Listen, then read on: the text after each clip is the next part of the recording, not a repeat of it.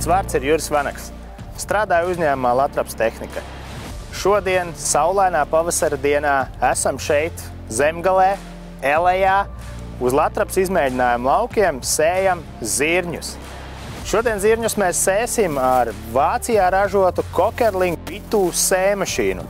Sēmašīnas tips ir Latvijas lauksaimniekiem ļoti pazīstams, kas ir dubulu disku sēmašīna ar priekšapstrādes diskiem.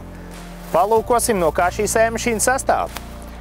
Sēmašīnai ir liela tvērtnē, kas kopējo tilpumu sastāda 4300 litrus, kas ir sēkla kopā ar minerālu mēsliem.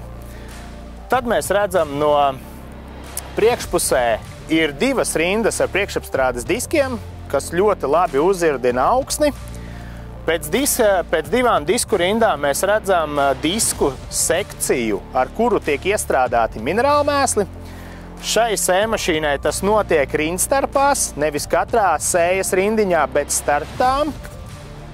Kad ir iestrādāti minerālu mēsli, seko divas rindas ar pieblietētāju riteņiem, kas pieblietē jau uzirdinātu augsni, lai sagatavotu to veiksmīgai sējai. Pēc šiem riteņiem seko divu disku sējas sēklas iestrādes mehānisms. Aiz divu disku sēklas mehānisma ir piespiedēja ritenīts ar regulējamām ecēšām, lai uzirdinātu pašu augsnes virskārtu. Pieejamie platumi šādām sēmašīnām ir no 3 līdz 6 metriem. Sēmašīna ir aprīkota ar pneimatisko piedziņu. Sēklas izdales mehānisms ir hidrolisks.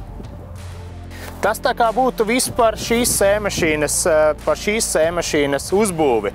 Un ja arī tu meklē savai saimniecībai labu, kvalitatīvu laiksaimniecības tehniku, noteikti griezies pie sava reģionālā Latraps Tehnikas tirgotāja, lai atrastu, sameklētu tev visveiksmīgāko risinājumu kvalitatīvam darbam.